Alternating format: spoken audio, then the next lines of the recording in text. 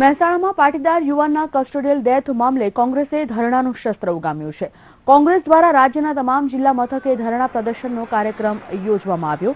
આ તરફ વડોદરામાં શહેર કોંગ્રેસ દ્વારા કલેક્ટર કચેરી ખાતે ધરણા યોજાયા, તો બીજી તરફ અમદાવાદમાં પણ કોંગ્રેસે વિરોધ પ્રદર્શિત કરી ભાજપ સરકાર સામે ઉગ્ર સૂત્રોચ્ચાર કર્યા. તો સુરતમાં કોંગ્રેસે પાટીદાર યુવાનના મોત મામલે જોરદાર વિરોધ કર્યો. આણંદમાં પણ કોંગી નેતાઓ દ્વારા ધરણા યોજવામાં આવ્યા હતા. આ મોટી સંખ્યામાં કોંગી કાર્યકરો અને નેતાઓ હાજર રહ્યા હતા. ગાંધી અંગે અમિત શાહના નિવેદન અને મહેસાણામાં પાટીદાર યુવાનના કસ્ટોડિયલ ડેથ મામલે કોંગ્રેસે ધરણા યોજ્યા હતા અને ભાજપ સરકાર પર આકરા પ્રહાર કર્યા હતા. ચૂંટણી નજીક છે ત્યારે કોંગ્રેસ જનતાને અને પોતાને જાણે ઢંઢોળી રહી છે. મહેસાણામાં પાટીદાર યુવકના કસ્ટોડિયલ ડેથ મામલે ગુજરાત કોંગ્રેસ આક્રમક છે, ત્યારે ભાવનગરમાં કલેક્ટર કચેરી સામે ભાજપના રાષ્ટ્રીય અધ્યક્ષ અમિત શાહના પુતળાનું બાળવામાં આવ્યું અને રસ્તા પર કાર્યકરોએ ચક્કાજામ કર્યો. તો બીજી તરફ બોટાદ જિલ્લા કોંગ્રેસ દ્વારા બોટાદમાં દીનદયાળ ચોક ખાતે રેલીનું આયોજન કરવામાં આવ્યું. અમિત શાહે રાષ્ટ્રપિતા મહાત્મા ગાંધી વિશે કરેલી ટિપ્પણી અને મહેસાણાના પાટીદાર યુવકના કસ્ટોડિયલ ડેથ મામલે રેલી યોજી હતી. તો અમદાવાદ શહેર કોંગ્રેસ દ્વારા કલેક્ટર કચેરી ખાતે દેખાવો યોજ્યા હતા અને સમગ્ર મામલે સીબીઆઈ તપાસ સોંપવાની માંગ કરવામાં આવી. તો પાલનપુરમાં કોંગ્રેસ દ્વારા ધરણા યોજવામાં આવ્યા હતા અને કલેક્ટર કચેરી ખાતે સરકાર વિરુદ્ધ સૂત્રોચ્ચાર કરાયા હતા.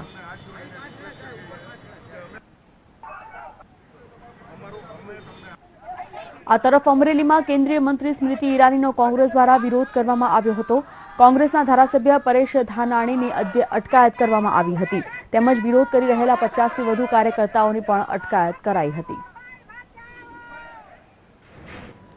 કેન્દ્રીય મંત્રી સ્મૃતિ ઈરાની અમરેલીની મુલાકાતે હતા, જ્યાં તેમના કાર્યક્રમ દરમિયાન ખેડૂત યુવાન દ્વારા બંગડી ફેંકવામાં આવી હતી. સ્મૃતિ ઈરાનીના પ્રવચન દરમિયાન એક ખેડૂતે બંગડી ફેંકી હતી અને ખેડૂતોના દેવા માફ કરોના નારા લગાવ્યા હતા.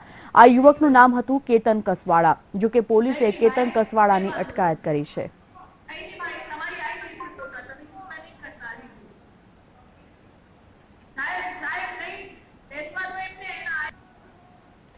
મહેસાણામાં પાટીદાર યુવાનના કસ્ટોડિયલ ડેથ મામલે કોંગ્રેસે ધરણાનું શસ્ત્ર ઉગામ્યું છે, ત્યારે કોંગ્રેસ દ્વારા રાજ્યના તમામ જિલ્લા મથકે ધરણા પ્રદર્શનનો કાર્યક્રમ યોજાયો. તો કેમ છે કોંગ્રેસનો વિરોધ? મહેસાણામાં કસ્ટોડિયલ ડેથની ઘટનામાં સીબીઆઈ તપાસની માંગ, ખેડૂતના સળગતા પ્રશ્નોની રજૂઆત અને અમિત શાહે કરેલા ગાંધીજી વિશે અપમાનજનક નિવેદન મામલે અમિત શાહ માફી માંગે, બીજા પીએમ રિપોર્ટની નકલ મૃતકના પરિવારને સોંપાય, સાથે પીડિત પરિવારને તાત્કાલિક ધોરણે ન્યાય મળે.